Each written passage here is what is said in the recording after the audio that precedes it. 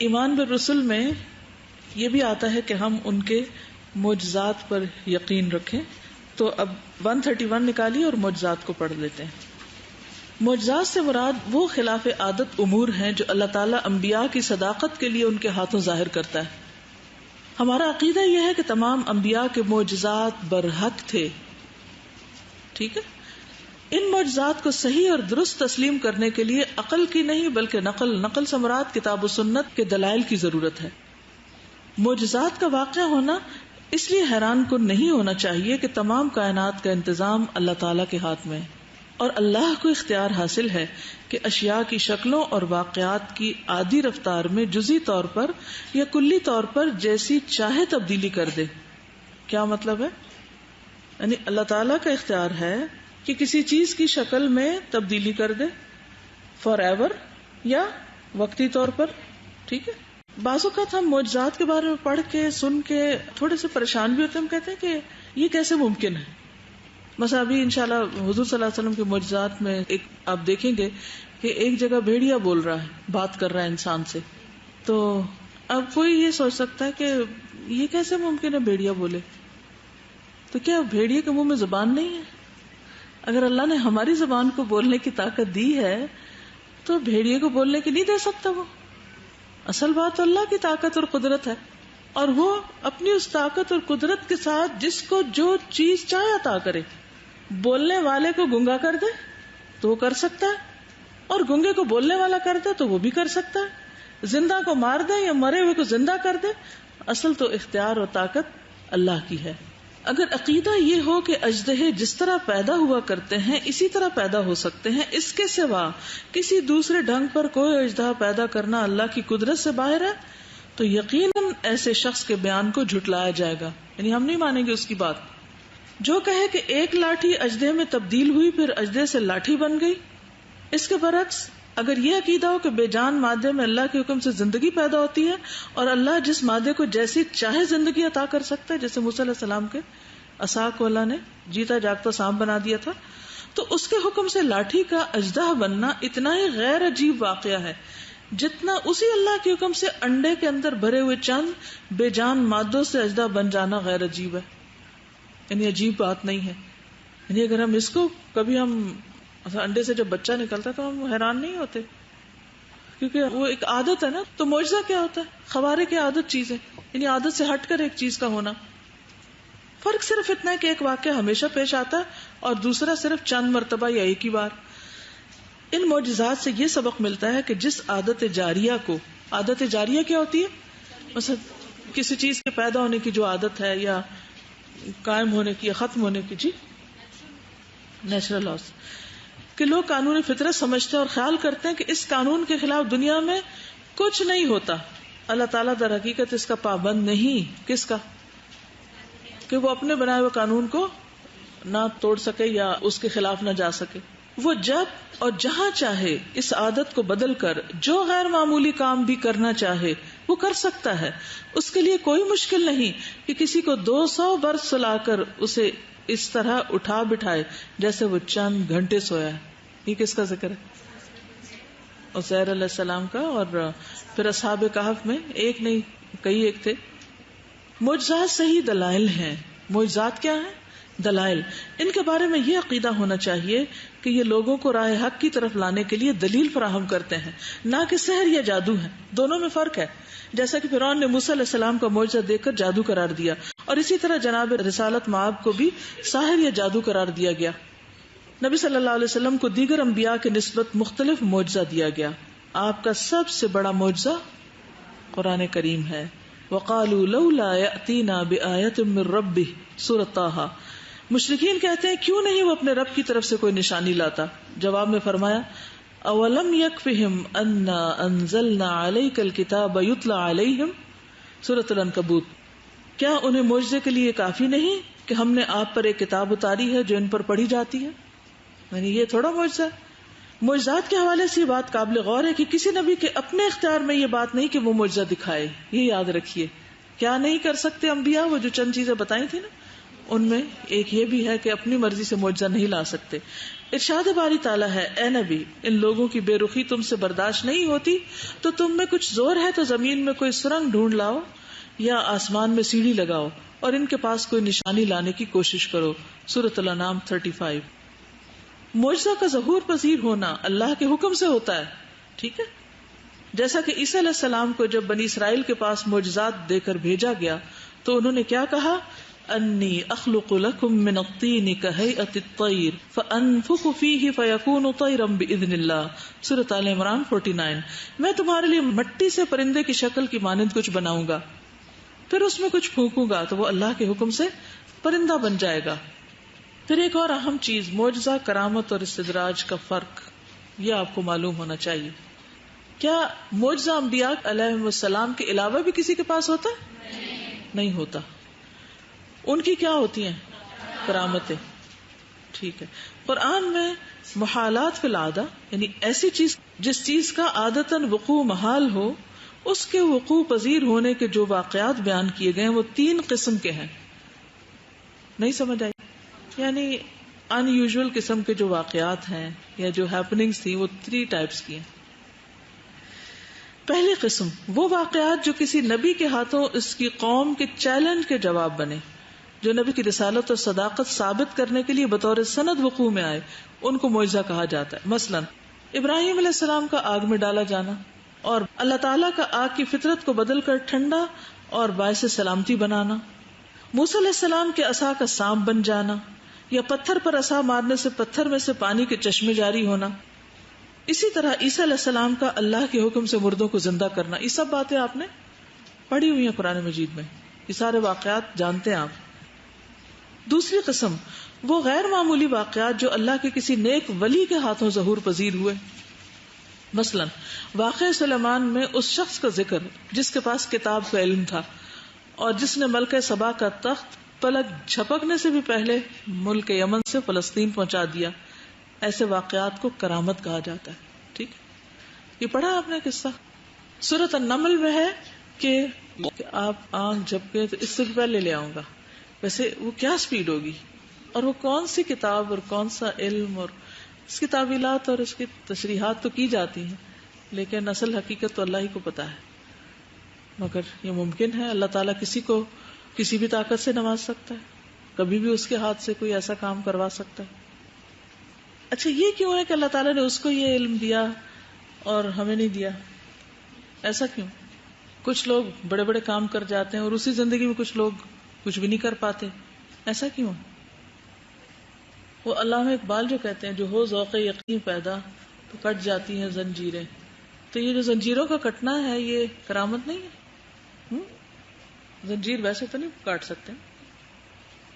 دیکھیے ہمارے اندر ذوق یقین کوئی نہیں ہے کسی بھی چیز کے بارے میں. عام طور پر ہمیں یقین نہیں ہوتا کہ یہ ہو سکتا ہے، اس لیے ہم کوشش، محنت، اور اگر تھوڑی سی کوشش سے کچھ ہو جائے تو ہم کہتے ہیں یہ میریکل ہو گیا، I can't believe کہ میں یہ کر سکتی ہوں. کر کے بھی نہیں یقین. اصل میں سہل پسندی بہت زیادہ ہے، آسانیوں کی تلاش بہت ہے. تیسری قسم ان واقعات کی ہے جو کسی کافر کے ہاتھوں ظہور پذیر ہوں، جیسے سامری نے زیورات پگھلا کر ان سے بنی اسرائیل کے لیے ایک ایسا بچڑا بنا دیا جو بیل کی آواز نکالتا تھا. ایسے واقعات استدراج کہلاتے ہیں. ان تینوں اقسام پر اس لحاظ سے تو ایمان لانا ضروری ہے کہ ایسے واقعات وقوع پذیر ہو سکتے ہیں کیونکہ قرآن نے ان کا ذکر کیا ہے. دوسرے ان تفصیلات پر بھی ایمان لانا ضروری ہے جو ان واقعات کے سلسلے میں پیش آتی ہیں. اس کے علاوہ وہ کرامتیں جنہیں اولیاء اللہ کی طرف منسوب کیا جاتا ہے وہ صرف خبر کی حیثیت رکھتی ہیں، جو سچی بھی ہو سکتی ہیں اور جھوٹی بھی. کوئی ضروری نہیں کہ ہم ان کی تصدیق کریں. چنانچہ اگر کوئی واقعہ کسی مومن اور متقی ولی کی طرف سے ظہور پذیر ہو اور اس میں خلاف شریعت بات نہ ہو تو اگر اس کا یقین کر لیا جائے تو کوئی گناہ لازم نہیں آتا. مثلا اگر آپ نے تاریخ میں کوئی واقعہ پڑھا کہ وہ خاتون جو مسلمان خاتون تھی نا مکہ میں، جو گھر گھر تبلیغ کرتی تھی، تو قریش نے دیکھا کہ یہ تو ہماری عورتوں کو خراب کر رہی ہیں، تو ان کو پھر ساتھ لے گئے تھے اور دھوپ میں انہیں کھڑا رکھا اور ان کو صرف شہد اور روٹی کھانے کو دیتے تھے، اور ان پہ ایک طرح سے غشی طاری ہو گئی. ان کو پیاس اتنی زیادہ لگی، جب وہ واپس آئے تو انہوں نے پانی بھی پیا اور ان کے کپڑے بھی گیلے تھے، تو وہ حیران ہو گئے کہ یہ سب کہاں. اب مثلا اگر اس طرح کا کوئی واقعہ ہم پڑھتے ہیں تو حیرانی ہوتی ہے نا کہ وہ بندھی بھی تھی، رسیوں سے بندھی بھی تھی، اور ان کے پاس کوئی نہیں تھا، اکیلا ان کو چھوڑا گیا اور ان کی حالت اتنی غیر ہو رہی تھی، لیکن اللہ نے اپنے کسی فرشتے کے ذریعے ان کو پانی پلا دیا ہوگا. تو وہ اس پر حیران ہو گئے کہ یہ کیا ہوا. تو اسی طرح بعض اوقات یعنی وہ کوئی پیغمبر نہیں تھی، کوئی خاص ایسی چیز نہیں، صرف یہ کہ اللہ کے راستے میں ان کو اذیت دی جا رہی تھی. تو اب ایسے واقعات سچے بھی ہوتے ہیں، اور بعض اوقات اس دور کے تو خیر ہم مان بھی لیں، لیکن آج کے دور میں بھی بعض اوقات آپ ایسی باتیں سنتے ہیں. مثلا حضرت مریم پیغمبر نہیں تھی، لیکن ان کے پاس رزق آتا تھا اللہ کی طرف سے. تو حضرت زکریا پوچھتے تھے کہ یا مریم انا لکی ھذا، تو یہ کیا ہے؟ کرامت ہے. قالت وہ من عند اللہ. اسی طرح عام انسانوں میں سے بھی کسی انسان کی ایسے وقت میں جب کہ وہ بالکل نا امید ہو چکا ہو ایک طرح سے ظاہری مادی مدد سے، تو اللہ تعالیٰ اس کو کوئی ایسی چیز دکھا دیں، کوئی ایسی غیب سے مدد کر دیں اس کی، اور وہ آگے کسی کو بیان کرے، اور دوسرا انسان اگر اس کو مان جائے تو ماننے والے پر کوئی گناہ نہیں ہوگا، مان سکتا ہے. لیکن یہ لازم ہے کہ خبر کا ذریعہ کیا ہے. یہ نہیں کہ ہر جگہ جو آپ ان یوزول قسم کے واقعات سنیں اب اسی پر ہی یقین کرنا شروع کر دیں، اور پھر لوگ آپ کو لامتناہی خواب سنانا شروع کر دیں اور آپ اس کو سامنے رکھ کے اپنے اصل دین میں تبدیلی کر دیں. یعنی کوئی ایسا معجزہ، ایسی کرامت، ایسی کوئی چیز آ کے کہے کہ میں نے یہ اپنی آنکھوں سے دیکھا یا میں نے خواب میں یہ دیکھا اور مجھے پروفٹ نے آ کر یہ بات کہی اور اب میں تو اسی پر عمل کر رہی ہوں، حالانکہ وہ بات شریعت کے خلاف ہے. تو اس سے دین میں تبدیلی نہیں کرنے کی اجازت ہمیں.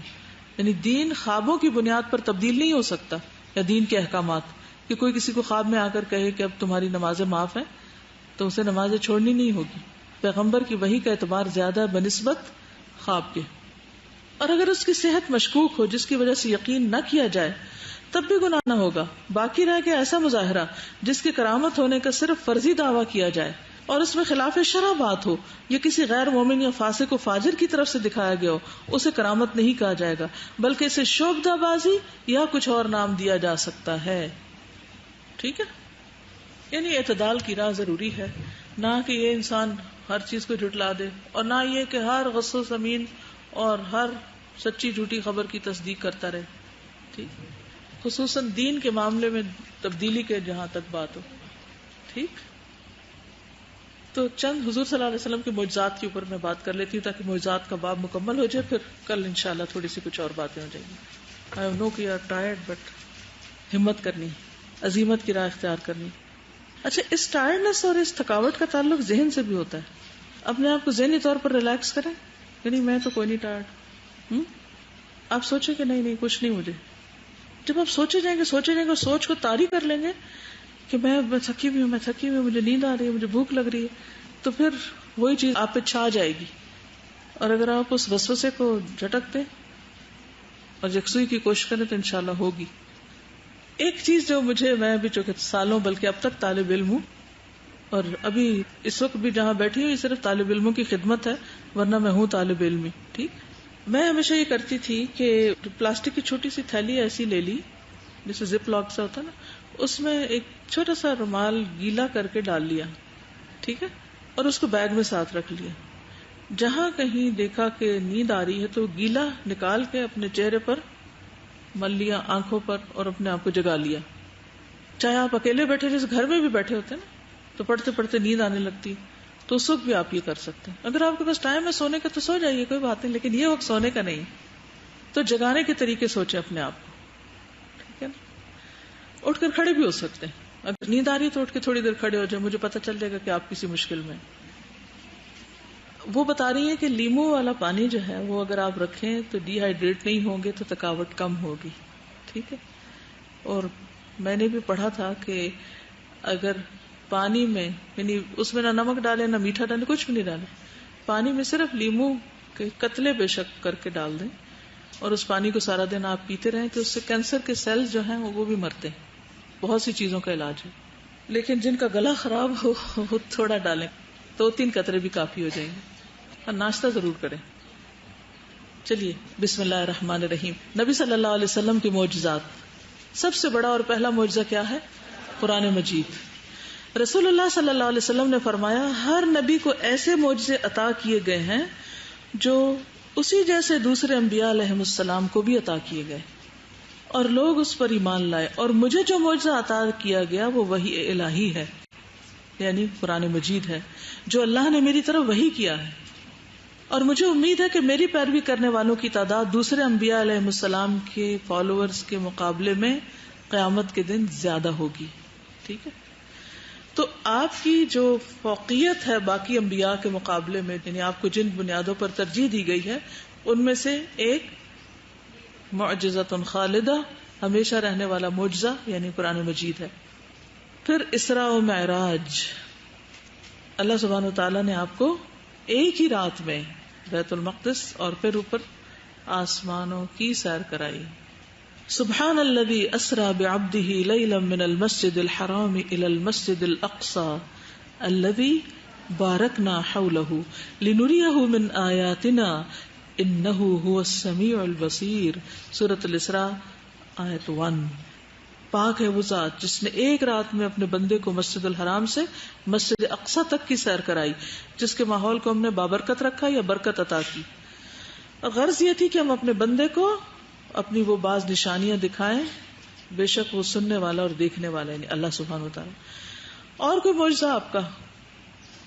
شق القمر. یس، نبی صلی اللہ علیہ وسلم کے زمانے میں چاند 2 ٹکڑے ہو گیا تھا، ایک ٹکڑا پہاڑ کے اوپر اور دوسرا پیچھے چلا گیا تھا، ایک سامنے کی طرف اور ایک پیچھے کی طرف. رسول اللہ صلی اللہ علیہ وسلم نے اسی موقع پر ہم سے فرمایا تھا کہ گواہ رہنا، اور یہ صحیح بخاری کی روایت ہے.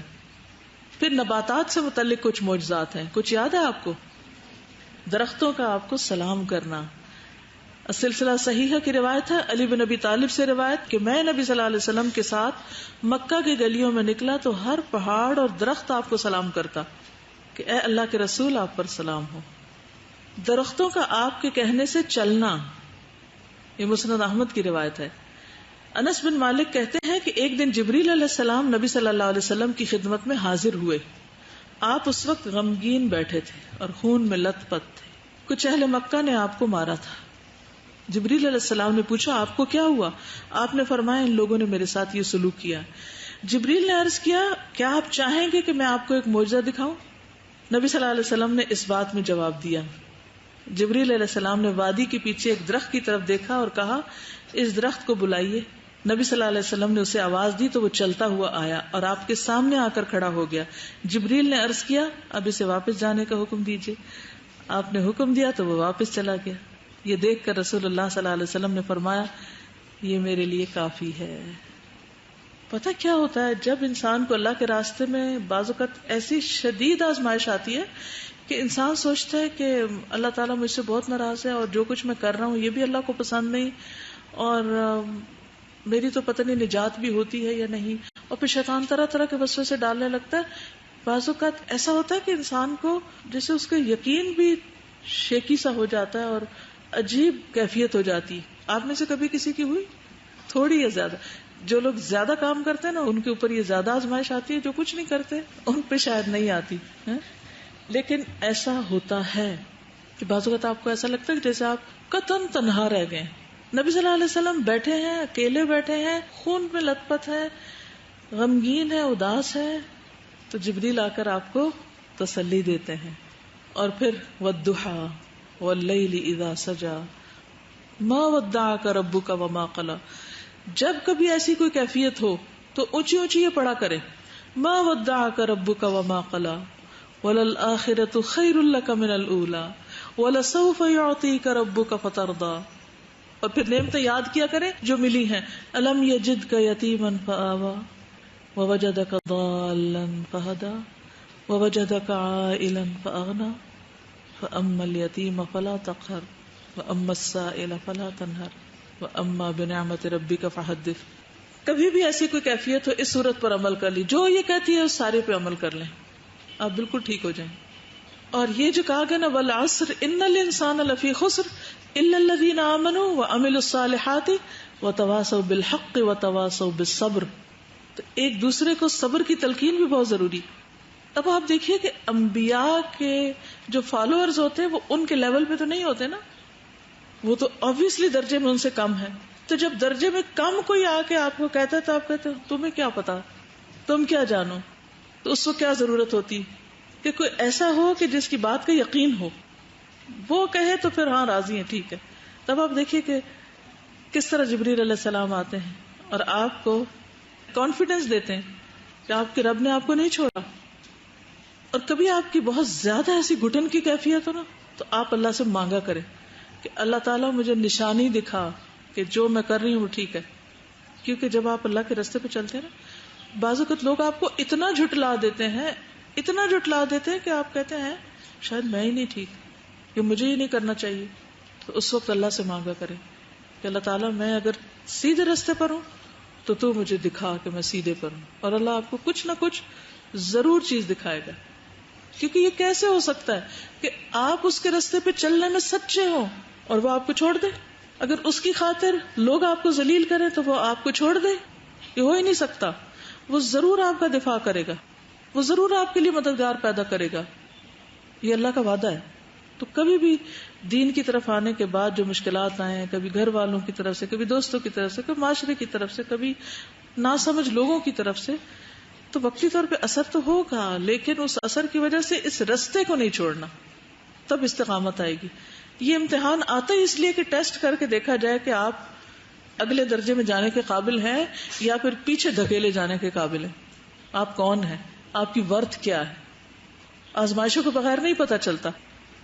کچھ لوگ اوپر چڑھ جاتے ہیں اور کچھ لوگ پہلے سے بھی نیچے چلے جاتے ہیں. کیونکہ سب سے زیادہ مشکل آتی انبیاء پر ہے، اور پھر جو ان سے جتنا قریب ہوتے ہیں ان پر اتنی بڑی مشکلیں آتی ہیں. اور ٹیسٹ مختلف طرح کے ہوتے ہیں. اور انسان ہے، کمزور ہے. خلق الانسان ضعیفا، گھبرا اٹھتا ہے انسان. ابن عباس رضی اللہ عنہ سے مروی ہے کہ رسول اللہ صلی اللہ علیہ وسلم کے پاس بنو عامر کا ایک آدمی آیا جو علاج کیا کرتا تھا. اس نے کہا، اے محمد، آپ عجیب و غریب باتیں کرتے ہیں، کیا میں آپ کا علاج کر سکتا ہوں؟ تو رسول اللہ صلی اللہ علیہ وسلم نے اسے اللہ عز و جل کی طرف دعوت دی. پھر کہا کہ کیا میں تمہیں کوئی خاص نشانی دکھاؤں؟ آپ کے قریب کھجوروں کے اور دوسرے درخت تھے. رسول اللہ صلی اللہ علیہ وسلم نے کھجوروں کے ایک گچھے کو بلایا. وہ آپ کی طرف متوجہ ہوا اور سر اٹھاتے اٹھاتے آپ کے پاس پہنچ گیا اور آپ کے سامنے کھڑا ہو گیا. رسول اللہ صلی اللہ علیہ وسلم فرمایا، اپنی جگہ واپس لوٹ جاؤ. وہ لوٹ گیا. یہ علامت دیکھ کر اس شخص نے کہا، اللہ کی قسم میں آپ کو کبھی نہیں جھٹلاؤں گا. پھر کہا، اے آل بنی سعسع، آپ جو کہتے ہیں میں آپ کو کبھی نہیں جھٹلاؤں گا. یعنی میں نبی صلی اللہ علیہ وسلم پر سچے دل سے ایمان لایا. اس سلسلہ صحیحہ کی حدیث ہے. ٹھیک. پھر کھجور کے تنے کا رونا یاد ہے؟ یہ سب کو پتا ہے نا. کہاں رویا تھا؟ مسجد نبوی میں. کیوں رویا تھا؟ کیونکہ آپ نے اس کو چھوڑ کر دوسرا ممبر اختیار کر لیا تھا. پھر آپ نے کیا کیا تھا؟ آپ اٹھے اور اس کو حق کیا، اس کو دلاسا دیا، اور وہ آہستہ آہستہ آہستہ، جیسے ایک ماں چپ کراتی ہے نا بچے کو، تو آہستہ آہستہ پھر اس کی سسکیاں ختم ہو گئی. صحابہ کہتے ہیں کہ اتنی اونچی رونے کی آواز آ رہی تھی مسجد میں جیسے کوئی ہچکیاں باندھ کے رو رہا ہو. کیونکہ اللہ کے رسول صلی اللہ علیہ وسلم اس پر خطبہ دیتے تھے، اس پر اللہ کا ذکر کرتے تھے، اور وہ اللہ کے ذکر کو سنتا تھا کیونکہ وہ قریب ہوتا تھا اس کے. تو obviously اس کی ایک سعادت تھی جو اس سے ایک طرح سے دور ہو گئی. تو آپ دیکھیے کہ وہ فرعون اور آل فرعون کے بارے میں آتا نا، جب وہ مر گئے تو نہ آسمان رویا نہ زمین روئی، کوئی بھی نہیں رویا. تو جب ہم مر جائیں گے کون سی زمین ہمارے لیے روئے گی؟ جہاں ہم کثرت سے سجدے کرتے ہوں گے. جیسے فرشتے ڈھونڈتے ہیں نا ان لوگوں کو جو مسجد میں نہیں ملتے، ان کو کہ روز آتے ہیں یہاں بیٹھتے ہیں، آج کدھر گئے؟ تو اسی طرح وہ زمین بھی روئے گی جس پہ آپ روز سجدے کرتے تھے اور پھر آپ چلے گئے اس دنیا سے. تو یہ زمین بھی گواہ ہوگی، یہ فضا، یہ ماحول، یہ ہر چیز گواہ ہوگی. تو اس لیے زیادہ سے زیادہ اچھے گواہ بنا لیجئے. اور جہاں جہاں غلط کام ہوتے ہیں، یومئذ تحدث اخبارها بان ربک اوحی لها، وہ زمین بھی بولے گی. پھر کیکر کے درخت کا گواہی دینا. ابن عمر بیان کرتے ہیں کہ ایک سفر کے دوران ہم رسول اللہ صلی اللہ علیہ وسلم کے ساتھ تھے. اسی دوران ایک اعرابی آیا. جب وہ آپ کے قریب ہوا تو رسول اللہ صلی اللہ علیہ وسلم نے پوچھا، تم کہاں جا رہے ہو؟ اس نے جواب دیا، اپنے گھر جا رہا ہوں. آپ نے پوچھا، کیا تمہیں بھلائی میں کوئی دلچسپی ہے؟ کتنا اچھا طریقہ ہے نا دعوت دینے کا، کسی کو اسلام کی طرف بلانے کا. پہلے خود دوسرے سے بات کی، پھر اس سے مزید تھوڑا سا. الحمدللہ اس طریقے پہ میں نے کئی لوگوں کو کلمہ پڑھوایا. یعنی نان مسلمس کو. کس طرح کہ پہلے پوچھ لیا ہاؤ آر یو, پھر اس کے بعد نام کیا ہے, پھر یہ کہ آر یو مسلم, نہیں کیا ہو, یا پوچھ لیا آر یو کرسچن یا کچھ بھی, اچھا کیا ہو, تو اچھا تم کیا مانتے ہو, ہم یہ مانتے ہیں, تو میں بتاتی ہوں میں مسلم ہوں اور میں یہ مانتی ہوں کیونکہ اس وجہ سے. اور پھر اینڈ پہ do you believe, does it make sense, کہتے ہاں اٹ میک سینس, تو پھر چلو لا الہ الا اللہ پڑھو. It's so simple. یعنی دعوت و تبلیغ کے لیے کسی سے ڈرنے جھجکنے گھبرانے کی ضرورت نہیں. وہ بالکل ہماری طرح کا انسان ہے. سلام دعا کریں, حال چال پوچھیں 1 منٹ ہے آپ کے پاس, ایک بات سننا چاہیں گے, میں آپ کو ایک بات بتاؤں, اور بات بتانا شروع کر دو. تو وہ جا رہا تھا, پوچھا کہاں جا رہے ہو, کہا گھر جا رہا ہوں. اچھا کوئی اچھی بات سنو گے, تو اس نے کہا وہ کون سی ہے, کیا ہے. آپ نے فرمایا تم گواہی دو کہ اللہ کے علاوہ کوئی معبود نہیں. ہم تو پھر تھوڑی سی لمبی باتیں کرتے ہیں نا. آپ صلی اللہ علیہ وسلم فرمایا سیدھی بات کرو, لا الہ الا اللہ محمد الرسول اللہ. وہ دیہاتی بولا آپ کی اس بات کی گواہی کون دے گا کہ آپ مجھے صحیح بات بتا رہے ہیں. آپ نے فرمایا کیکر کا یہ درخت. پھر رسول اللہ صلی اللہ علیہ وسلم نے اس درخت کو بلایا. وہ درخت وادی کے کنارے پہ موجود تھا. وہ زمین کو چیرتا ہوا آپ کے پاس آیا اور آپ کے سامنے کھڑا ہوا. آپ نے اس سے 3 مرتبہ گواہی مانگی. اس نے 3 مرتبہ اس بات کی گواہی دی کہ آپ جیسے کہہ رہے ہیں وہ درست ہے.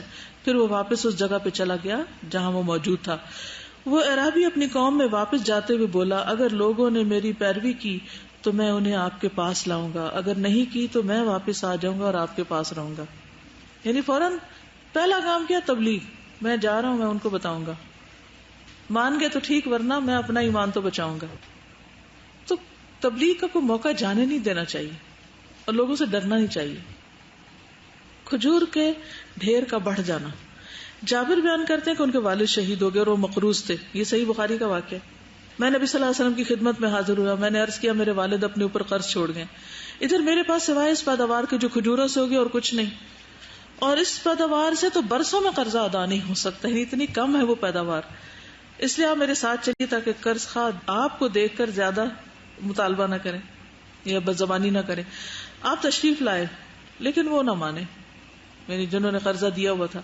تو آپ کھجور کے ڈھیروں میں سے ایک کے چاروں طرف چلے, ٹھیک ہے, ایک ڈھیری جو تھی اس کے چاروں طرف گھومے اور دعا کی. اسی طرح دوسرے ڈھیر کے. پھر آپ اس کے پاس بیٹھ گئے اور فرمایا کہ کھجوریں نکال کر انہیں دو.